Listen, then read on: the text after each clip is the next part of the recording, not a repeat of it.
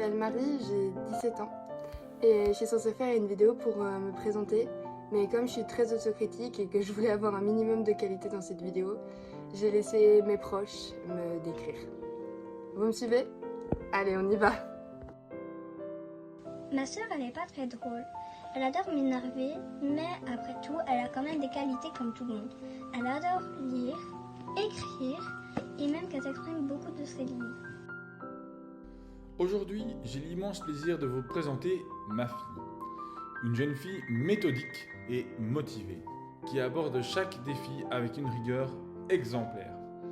Dotée d'une ambition sans faille et d'une grande créativité, elle allie persévérance et détermination, toujours prête à relever de nouveaux défis et à enrichir ses connaissances.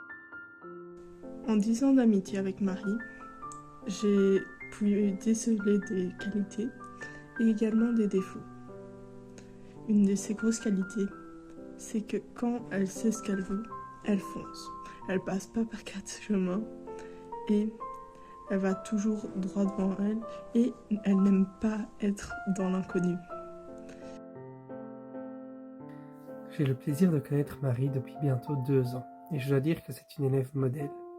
En effet, depuis que je la connais, Marie fait preuve d'une très grande curiosité et d'une véritable envie de bien faire, parfois même un peu trop. Peu importe le sujet, Marie semble avoir soif d'apprendre et cherche à approfondir toutes les questions que nous abordons, même quand le thème ne lui parle pas. Mais il n'en demeure pas moins qu'elle est également décidée et se montre prête à défendre ses idées lorsqu'un débat a lieu. Marie, elle est perfectionniste, mais elle est toujours là pour t'écouter quand ça va pas. Alors, je suis censée dire un truc sur Marie. Le problème, c'est qu'il y a trop de trucs à dire sur Marie.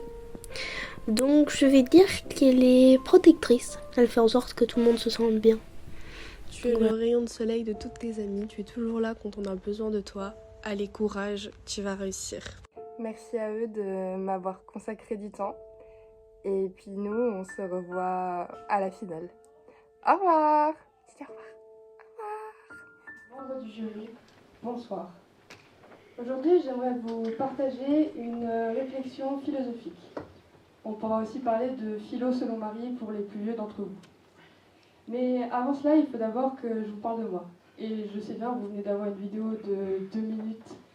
Mais cette fois-ci, c'est moi qui vais parler de ma personne. Comme je vous l'ai dit, je suis très autocritique. Je suis également pessimiste et je peux passer par des phases de grande déprime. Je suis quelqu'un de très stressé et je peux passer des heures dans ma chambre en n'ayant goût à rien. Et comme on vous l'a dit, je suis perfectionniste, parfois même un peu trop. Et il est fort probable qu'en sortant d'ici, je me mette à pleurer parce que j'ai oublié une pause après une virgule.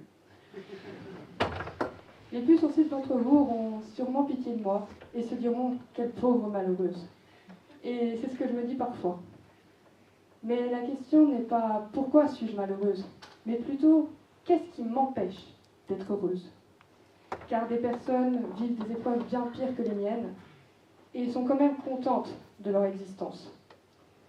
Alors qu'est-ce qui m'empêche de vaincre le boss final de cette quête universelle et pourtant si abstraite qu'est celle du bonheur ? La réponse est moi. Je pense que cette réponse demande explication. Ma citation est « Le bonheur n'est pas une chose toute faite, il en découle de nos actions ». C'est du Dalai Lama. J'ai médité cette phrase ainsi que mon problème, et j'en suis arrivée à la seule conclusion que le problème est moi. Ou en tout cas mes choix et mes actions qui m'interdisent l'accès à ce sentiment. Le dictionnaire définit le bonheur comme un état de pleine satisfaction. Et je ne suis pas vraiment d'accord. Car, par convention, l'être humain est insatisfait. Sur certains points, j'irais même jusqu'à rejoindre la vision de Sartre. Cette quête est utopique. L'homme est en constante recherche de sens. Et nombreux sont ceux qui n'aiment pas les concepts abstraits qui échappent à leur compréhension. On essaie toujours de rationaliser, comme l'amour par exemple, même quand cela est hors de notre portée. Alors l'être humain passera sa vie à donner un sens à celle-ci, et cela fera que ce bonheur est insaisissable. Mais pourtant, il y a des points sur lesquels je suis en opposition à Sartre. Il dit que le bonheur n'est qu'une illusion, qui sert à apaiser nos angoisses. Mais selon moi, le bonheur existe. Il est partout, à plus ou moins grande échelle. Il est en vous, en moi, en chacun d'entre nous. La seule difficulté, c'est que le bonheur, c'est un peu comme une table Ikea. Il arrive en kit avec une notice indéchiffrable. On a du mal à le comprendre et parfois il manque des pièces. La vie veut vous en donner les planches, à vous d'en ajouter les vis et de choisir quel meuble vous souhaitez créer. Le philosophe Alain de Botton dit que la quête de perfection est le poison qui nous empêche d'apprécier les choses qui, ensemble, pourraient donner une vie heureuse. En arrêtant de chercher ce bonheur, il pourrait venir à nous, car il est dans les petits plaisirs comme dans les grandes joies, dans les souvenirs bons comme dans les mauvais. Il est dans les yeux d'un parent fier comme dans les miens devant du chocolat. Et n'oublions pas que cette phrase vient du Dalai Lama, qui est connu pour vivre des choses simples de la vie et de la nature. Alors pourquoi ne suivons-nous pas son exemple? Courir après ce bonheur. Arrêtez de courir après ce bonheur. Fermez les yeux un instant et vous pourrez le ressentir.